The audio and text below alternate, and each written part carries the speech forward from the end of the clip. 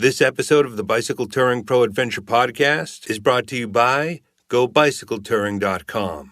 With more than 700 guided and self-guided bicycle tours available in hundreds of different countries all around the world, GoBicycleTouring is the ultimate resource for discovering your next cycling holiday. Book your dream bike tour today at GoBicycleTouring.com.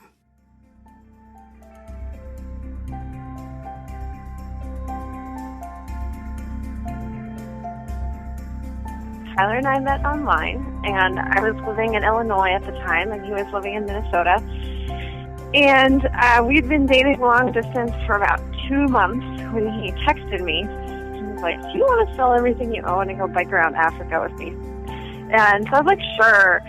And then I realized a little bit later that he was totally serious. And so then I was like, okay, let's talk about this for a little bit.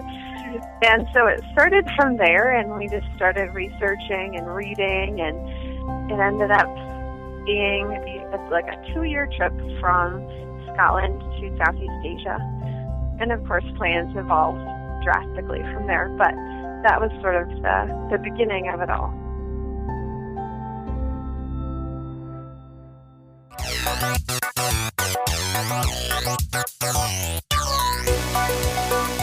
Welcome to the Bicycle Touring Pro Adventure Podcast. I'm Darren Alf.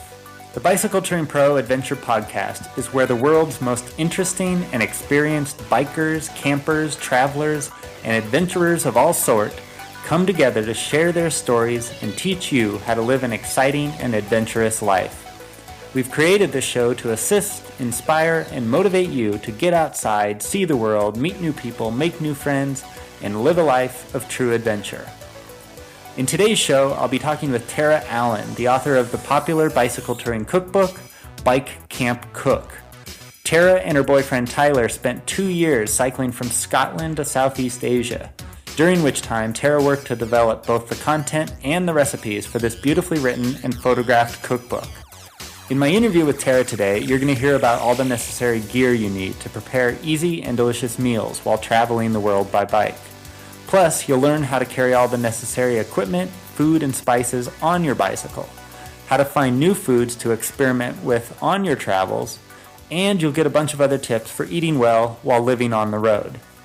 So the first half of the book or so is all pretty much everything I've learned about cooking on the road. And then the second half is recipes. So in the first half, I do teach you like what to bring along and how to pack it and what you'll need to make all these recipes. I think the most important thing for me is to bring along a bag of spices. To me, that makes everything easier. You could be in the middle of nowhere with only access to some really crappy old noodles or something, or some weird ingredients. But if you have your bag of spices, then you can pretty much make anything palatable. So definitely a bag of spices. And then I go through and talk about basically the difference between your staples, which are the things you want to carry along, and then what you buy occasionally to supplement that. So in terms of staples, I like to carry maybe like a grain, and not a ton of this grain, but some of it, like a little rice, some rice, enough for a couple meals, or some oats. I carry a bit of flour around with me, maybe a couple of cups, and that's good for crepes and thickening sauces and pancakes and whatever else I feel like making. I always have salt. I usually have a box of pasta tucked in the back somewhere, generally a few potatoes and onions and garlic, maybe a can of beans, a little jar or a little bottle of soy sauce, thing of peanut butter, maybe dried fruit and nuts, always butter and always cheese, and maybe some bread and honey, chocolate, always chocolate, and then always something for emergencies, like a couple packets of ramen or something like that. Yeah, okay.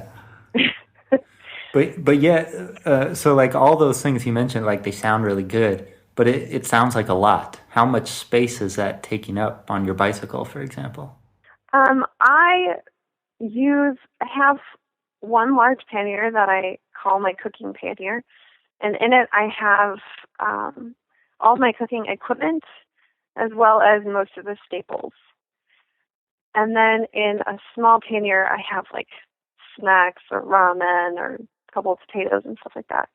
So it's really, for me, it's maybe one large pannier and one small pannier. Yeah. But it just depends. Like for us, when you're traveling, as a couple or as a group, that's a lot easier to pull off because obviously you can share space between the two. As a solo cyclist, it would definitely be harder to pull off some of these things. And so you just have to probably alternate more, not have so many staples and just focus on one thing at a time, probably. I haven't told you this before, but I am possibly the world's worst cook. Like I have a rule that if it has more than 3 ingredients, it's too complicated for me. And water is one of those ingredients, So like oatmeal with raisins, for example, like that's about as complicated as I get sometimes, sadly. But I've wanted to learn to cook, but I've never had anybody teach me, Yeah. And I feel like so that's why I do like your book. Is like I felt like after reading it, I could tackle some of these recipes that you had in there because I think some traditional recipes, like there's like 16 ingredients or something like that, and I'm thinking I can't do that on a bike tour, Where some of your recipes in there really, maybe they aren't 3 ingredients, but the list isn't a mile long either, Like you really could make some of these things while you're on the road.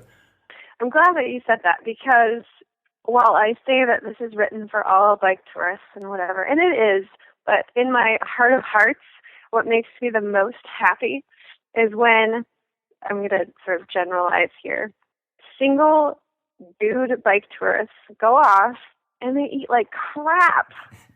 They eat horribly. And on our trip, we would meet all these guys, and they would be living on like bread, and like that's it, or like ratty bananas. And I'm like, oh, if you only knew that it was not hard to cook food on a tour, your life would be different. And so what makes me the happiest is when I get notes from people and they're like, thank you for teaching my husband how to cook. Or like, it's like, I can do this. And I'll get pictures from guys who are making like, one of my pasta dishes with like shrimp or something. And I'm like, yes, good job. That's awesome. So anyway, it makes me happy to hear that you found them to be doable or inspiring at all. My entire camp kit consists of a folding knife and a spork, and that's it. And a lighter. I got a lighter. Do you have a stove? No stove. Good thing you have a lighter, though. Yeah, well, the lighter isn't just in case I want to make a campfire, which I've only done that once this whole year. So there's some unnecessary weight right there. But yeah, I mean, I decided I guess a couple of years ago that I was just going to replace the stove and the pot and the stuff that I used to carry for cooking with all the electronics that I'm now carrying, my computer and the microphone and the 3 camera lenses and all that kind of stuff. What do you think? I mean, I've like pared it down to 3 things. But what is like the bare minimum? Like you mentioned a cutting board and stuff like that in your book. What is the bare minimum that you would recommend for someone that actually like wants to eat good on a bike tour? Yeah, absolute bare minimum. You're going to need a stove. I recommend the Whistlerite, or they make slightly smaller ones too if you're not going to be cooking all that often, but you want to have a stove. They make super tiny ones too. And then whatever fuel canister fits along with your stove. You'll need 1 pot, 1 pan. These can fit together in a nice compact bundle that, straps in on itself. Camp cookware is pretty good these days. So a pot, a pan, a wooden spoon, and then there are these great like dishes. They're Sea Summit makes them, and they are, I think, silicone. They have silicone sides that collapse. And then the bottoms of them are cutting boards. So, for instance, there's like a collapsible bowl, and then the bottom of it's a cutting board. So you could have one of those, and that would be your bowl and your cutting board, and a knife. Yeah. Just like a pocket knife, whatever. Something to light the stove with. Yeah. Right, a lighter. Yeah, lighter. What is the wooden spoon for? Do I actually need a wooden spoon? Can I just use my spork or? You could. If you're actually cooking stuff, though, you're going to want to stir it around quite a bit. And with nonstick pans, you don't want to scratch the surface, or it will eventually chip off, and that's not good. So I always use a wooden spoon. I used to have these like super light, specific camping cooking spoons and stuff, and they ended up melting after like 2 uses. So I chucked them, and a wooden spoon is really all you need. So what about cleaning stuff, soap and? So if you're just bare minimum, you could get away with no cleaning stuff. I always carry a little bit of dish soap with me. I try for it to be something eco-friendly so that if I'm free camping, I don't have to worry about, the environment that I'm in getting polluted from my dish soap. But if you're using nonstick, most of the time, you can get away with just having a slice of bread or something and wiping stuff clean. I mean, obviously, if you're living a quote-unquote normal life, this is not sanitary, but on a bike tour, who cares, really? What advice do you have for people that are vegetarian or vegan? Well, I'm not the best person to speak to this, especially the vegan thing, because I don't know. There are a lot of people that travel and are vegan, and they seem to survive just fine. As far as vegetarian, I think it'd be a lot easier. As far as recipes in my cookbook, honestly, most of them are vegan and vegetarian. And like almost all of them are at least vegetarian. I think I have like 2 or 3 recipes that actually have meat in them. And the reason for that is because I think bike touring, by nature, we end up eating far less meat because we don't have refrigerators. And so, really the only time we would eat meat is if we found a store right before we were going to camp for the night. At least for vegetarians, I'd say, don't be shy and don't let that stop you from traveling and enjoying yourself because, and from cooking your own food, because, everyone's going to eat significantly less meat on a bike tour anyway.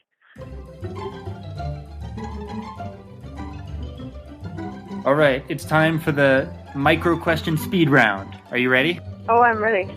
Okay, so I ask the question and you give me a quick answer. Okay. What's your favorite food? Mine's ice cream. Pad Thai. What's that? Pad Thai? Yeah, what is it? It's a Thai noodle dish with peanuts and tamarind and soy sauce. What's your least favorite food? I had a dish in Vietnam that was some kind of fish cooked in this sauce that tasted like poop. Yeah. I have eaten a few meals on my travels that I can still taste, and not in a good way, How long can you keep cheese in your panniers before it goes bad? It depends on the cheese.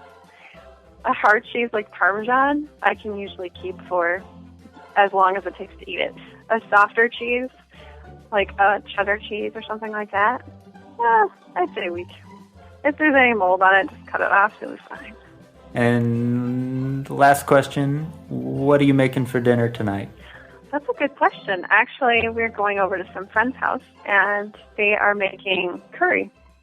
And I think I'm going to make maybe some sort of flatbread to bring along. We'll see. Nice.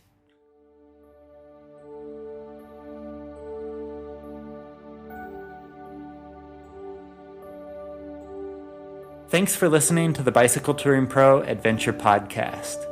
If you'd like to learn how to conduct your own incredible bicycle touring adventures, travel the world, eat delicious foods, and create experiences you'll remember for the rest of your life, Be sure to visit the website at bicycletouringpro.com for the world's largest collection of information, tools, and resources you can use to conduct your very own bike touring adventures. I'm Darren Alf. This has been the Bicycle Touring Pro Adventure Podcast, and thanks again to our guest this week, Tara Allen, the author of Bike Camp Cook. Be sure to check out the show notes for a link back to Tara's website where you can learn more about her travels by bike and pick up either a digital ebook or printed paperback copy of Bike Camp Cook. Is there a certain amount of just experimentation and trying something and going, oh gosh, that's horrible, or oh gosh, that's amazing? I guess both. The way that I have the book set up is that I have recipes delineated by, well, it says basically what level of experience you need to have to attempt the recipe. Not that you can't do it anyway, but I like, if people really have never cooked before, I want people to, first of all, read the first half of the book that tells you what you need to know. And second of all, start with the beginner recipes. Really follow the recipe. I give so many hints. I mean, it's really written for beginner cooks. If you actually really know how to cook, you can gloss over a lot of things. A lot of it is very specifically for beginner cooks. So really follow the recipes, especially the beginner recipes. So until you get some experience under your belt, and then move on to the more difficult ones. And then also, what I really love is approaching it like an adventure. I mean, this whole thing's an adventure, so why not try it? And so what if it fails? Or so what if you decide you like different spices? Like, you can try it next time. And I really encourage people in my book to just experiment and let loose and just enjoy it.